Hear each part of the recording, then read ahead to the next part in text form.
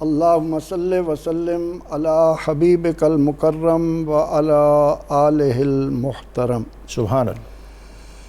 بہت شکریہ محترم ڈاکٹر صاحب، میں اپنی گفتگو کا آغاز اس دعا کے ساتھ کروں گا۔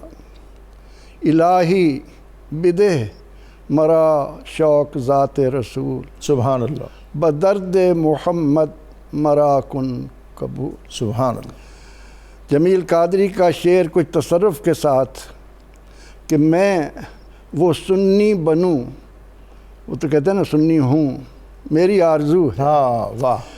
میں وہ سنی بنوں مرنے کے بعد، میرا لاشا بھی کہے الصلاۃ والسلام۔ سبحان اللہ۔ سبحان۔ کھلے آنکھ صلی اللہ کہتے کہتے میں سو جاؤں یا مصطفیٰ۔ سانسیں پڑھیں سلام، پڑھیں دھڑکنے درود، حاصل ہمیں وہ لذت عشق رسول ہو۔ آمین آمین۔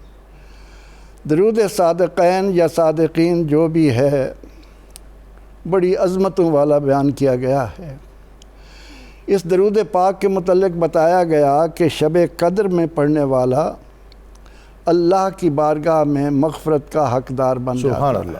سبحان اللہ۔ اور جو شخص اس درود پاک کو صبح و شام ایک ایک بار پڑھنے کی عادت بنا لے تو علماء کہتے ہیں کہ اللہ کریم اس کے تمام معاملات کو اپنے ذمہ لے لیتا ہے۔ سبحان اللہ۔ سبحان اللہ۔ کیونکہ اللہ اور اس کے فرشتوں کا عمل ہے، کوئی شخص کائنات میں ممکن ہی نہیں کہ درود پاک کے فضائل کا کما حق احاطہ کر سکے۔ یقیناً یقیناً۔ اس درود پاک میں نبی اکرم رحمت عالم صلی اللہ علیہ وسلم کے جن اوصاف جمیلہ کا ذکر کیا، ان میں سر فہرست کہا کہ نبی الحکم والحکمہ۔ سبحان اللہ۔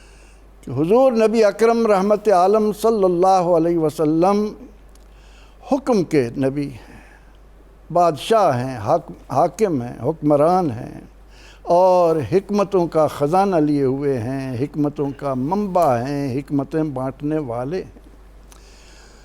ان کلمات کی روشنی میں اگر ہم ان پر نور لمحات میں روزے کی حالت میں اللہ کی رحمتوں کو سمیٹتے ہوئے سرور دو جہاں صلی اللہ علیہ وسلم کا نامی اپنی زبان پر لائیں تو حکمران کی حیثیت سے سرور دو جہاں صلی اللہ علیہ وسلم نے دنیا کو بتایا کہ ہمہ جہتی انداز میں کائنات میں اگر کوئی اللہ کا خلیفہ ہے تو وہ محمد عربی صلی اللہ علیہ وسلم۔ سبحان اللہ۔ سبحان اللہ۔ سبحان اللہ۔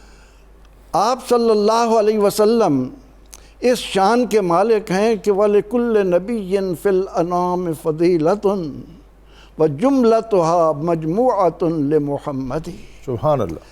جامع کمالات حضرت محمد عربی صلی اللہ علیہ وسلم نے ایک حکمران کے طور پر دنیا میں قیامت تک آنے والے حکمرانوں کو جو انداز سکھائے، ان میں سر فہرست تو یہ بات ہے کہ آپ کا جو دارالخلافہ ہے اس میں حاکم کے بیٹھنے کی جگہ، حاکم کے فیصلے کرنے کی جگہ مسجد ہونی چاہیے۔ واہ واہ۔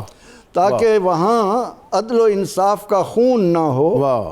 کوئی کسی کا حق مارنے کی جرت نہ کرے، کسی کو جھوٹی گواہی دینے کی ہمت نہ بڑھے، تمام تر پاکیزگی اور صفائی کے ساتھ اللہ کے حضور حاضر ہو کر انصاف کے تقاضوں کو پورا کیا جائے، اور اس کی اسٹیٹ اور ریاست عدل اجتماعی کا پیکر ہو۔ یہ نہیں ہے کہ کسی کی دیت اور ہو اور کسی کی اور۔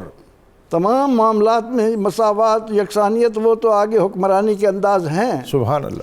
لیکن نبی اکرم رحمت عالم صلی اللہ علیہ وسلم جو اس کائنات میں آئے ہی زمین و آسمان کے تمام خزانوں کی چابیاں لے کر، سبحان اللہ، اوتیت مفاتیح خزائن السماوات والارض، کون ہے اولاد آدم میں جو اس حکمران کے سامنے اپنے آپ کو کھڑا کر سکے یا یہ کہے کہ میں کسی طرح بھی ان سے مماثلت رکھتا ہوں۔ نبی اکرم رحمت عالم صلی اللہ علیہ وسلم نے انداز حکمرانی میں دوسری بات امت کو یہ عطا کی کہ حاکم معاشرت میں رہتے ہوئے کسی طرح بھی اپنے آپ کو ممتاز نہ بنائے۔ واہ واہ۔ ماشاءاللہ، نہ دسترخوان کے طور پر، نہ لباس کے طور پر، نہ رہائش کے طور پر، نہ سواری کے طور پر۔ سبحان اللہ۔